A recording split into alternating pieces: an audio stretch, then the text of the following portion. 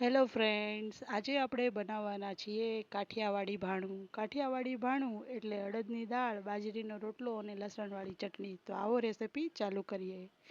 અડદની દાળ બનાવવા માટે મેં અહીં પોણા વાટકા જેટલી અડદની દાળ લીધી છે. મુઠ્ઠીનું માપ લ્યો તો આ 4 મુઠ્ઠી જેટલી દાળ છે. હું 4 વ્યક્તિ માટે આ દાળ બનાવી રહી છું. અને હું સાફ પાણીથી 2-3 વાર ધોઈ લઈશ.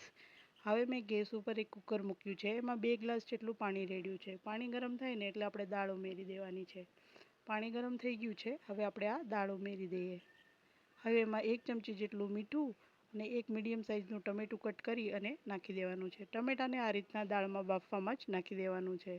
1 ચમચી જેટલી હળદર અને 1 ચમચી જેટલું તેલ ઉમેરીશું. તેલ ઉમેરવાથી આપણી દાળ છે તે ઉભરાતી નથી, એટલા માટે તેલ ખાસ ઉમેરવું. કુકરનું ઢાંકણ ઢાંકી અને 2 સીટી સુધી દાળને બફાવા દેશું. દાળ બફાય ને ત્યાં સુધી આપણે લસણવાળી ચટણી તૈયાર કરી લઈએ. એક ખાંડણીમાં મેં 20 થી 25 નંગ જેટલી લસણની કળી લીધી છે. એમાં અડધી ચમચી જેટલું મીઠું ઉમેરીશ. મીઠું ઉમેરીને આપણે લસણને બરોબર ખાંડી લેવાનું છે.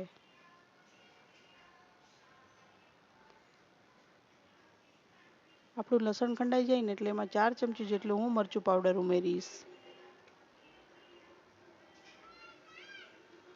મરચું પાવડર ઉમેરી અને ફરીથી આપણે લસણ અને ચટણીને બરોબર મિક્સ કરી લેવાની છે. તમે જોઈ શકો છો લસણવાળી ચટણી આપણી ખંડાઈ ગઈ છે. હવે આપણે આને એક તપેલીમાં કાઢી લઈશું. આ રીતના એક ચમચીની મદદથી તપેલીમાં આપણે બધી ચટણી લઈ લેવાની છે. હવે આપણે એક ચમચીની મદદથી ચટણીને બરોબર સેટ કરી લેશું. હવે એમાં હું 2 ચમચી જેટલું તેલ ઉમેરીશ.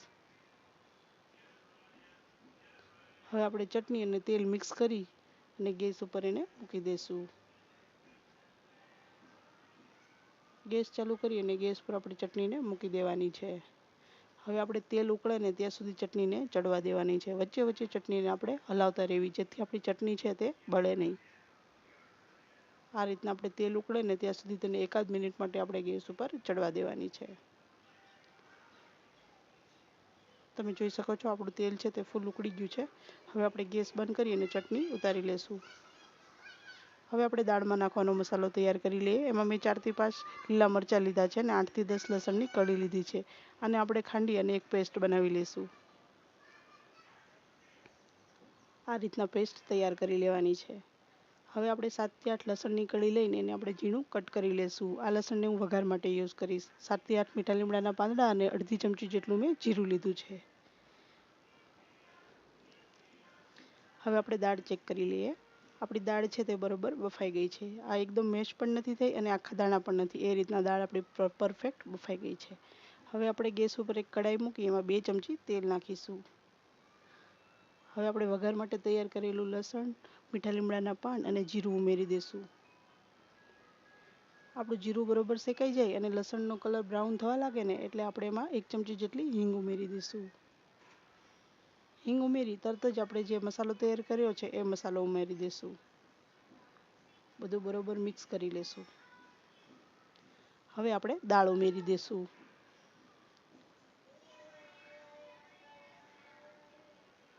હવે આપણે દાળને બરોબર મિક્સ કરી એમાં જરૂરિયાત મુજબનું આપણે પાણી એડ કરવાનું છે.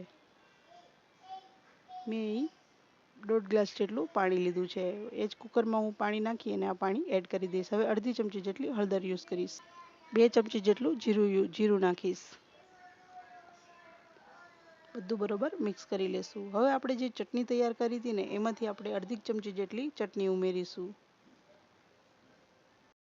તમારે આ ચટણી ન નાખવી હોય ને તો તમે સાદી ચટણી આવે ને એ પણ નાખી શકો છો, જે નોર્મલ આપણે લાલ મરચું પાવડર હોય એ. પણ આ ચટણી નાખવાથી દાળનો ટેસ્ટ ખૂબ જ સરસ આવશે. હમણાં અડધી ચમચી જેટલી ચટણી ઉમેરીશું. હવે આપણે આને બરોબર મિક્સ કરી લેશું.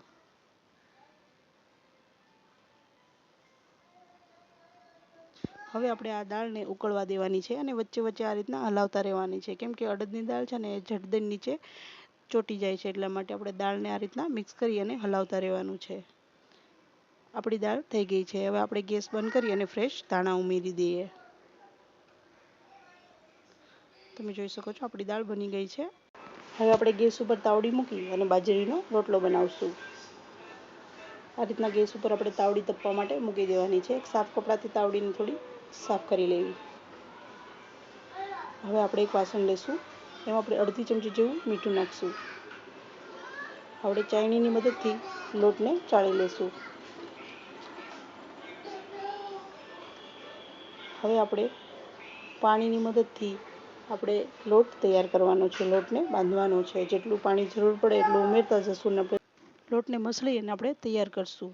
લોટને આપણે જેટલો મસળશું ને એટલો આપણો રોટલો મીઠો અને સારો થશે. એટલા માટે લોટને આ રીતના વજન દઈ અને ખૂબ મસળવો. આપણો લોટ એકદમ લચીલો થાય ને ત્યાં સુધી એને આપણે મસળવાનો છે.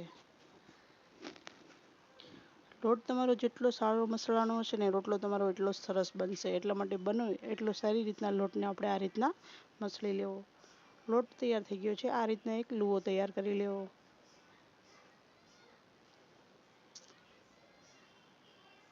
હવે આપણે આને આ રીતના હાથની અને આંગળીથી મદદથી આપણે એક ઢાંકણી બનાવશું રોટલાની. આ રીતના મોટી સાઈઝ કરતી જવાની અને ઢાંકણી બનાવવાની છે. હવે આપણે આને આ રીતના ચારે બાજુ પાણી લગાવી અને હથેળીની મદદથી ટીપી લેશું. તમે જોઈ શકો છો આ રીતના આપણે આને ટીપી અને મોટો કરવાનો છે. આ રીતના ટીપવાનો છે.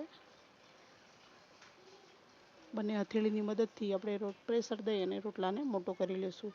લોટ સારો બંધાણો હશે ને તો તમારો રોટલો તૂટશે નહીં. તમે જોઈ શકો છો મારો રોટલો જરાય તૂટ્યો નથી અને તૈયાર થઈ ગયો છે. હવે આને આપણે તાવડીમાં નાખી દઈશું. આ રીતના આપણે એને તાવડીમાં નાખી દેવાનો છે. હવે આપણે આને એક સાઈડ પ્રોપર ચડવા દઈ અને પછી આપણે આને ફેરવવાનો છે. તમે જોઈ શકો છો ઉપરથી રોટલો એકદમ ચડી ગયો હોય ને એ રીતના આપણે દેખાય છે. હવે આપણે આને ફેરવી નાખશું સાઈડ. આ રીતના આપણે હાથની મદદથી અને આ ખરપિયાની મદદથી આ રીતના આપણે એને ફેરવી નાખવાનો છે. આપણે બીજી સાઈડ પણ ફેરવી નાખશું. તમે જોઈ શકો છો બરોબર આપણો રોટલો ચડી ગયો છે. તમે જોઈ શકો છો આપણો ઉફીને દડા જેવો રોટલો થઈ ગયો છે. જરાય તૂટ્યો નથી અને બરોબર એકદમ પ્રોપર ચડી ગયો છે. હવે આને આપણે નીચે ઉતારી લેશું. હવે આપણે કાઠિયાવાડી ભાણું પીરસી લેશું. એમાં આપણે એક થાળીમાં બાજરીનો રોટલો લીધો છે. એના ઉપર આપણે થોડું ઘી લગાવશું. અડદની દાળ અને બાજરીનો રોટલો સાથે ઘીવાળો રોટલો હોય ને તો ખાવાની ખૂબ જ મજા પડે છે. હવે આપણે ભાણું તૈયાર કરી દઈએ. એક પ્લેટમાં આપણે રોટલો મૂક્યો છે. એમાં એક વાટકામાં આપણે અડદની દાળ લીધી છે. બાજુમાં લસણવાળી ચટણી, આપણે કેરીનું અથાણું અને ડુંગળી અને ઠંડી છાશ લીધી છે. તો આ રહ્યું આપણું કાઠિયાવાડી ભાણું. જો આ ભાણું મળી જાય ને તો ખાવાની મજા જ પડી જાય. તો એકવાર આ રીતના કાઠિયાવાડી ભાણું જરૂર બનાવવું.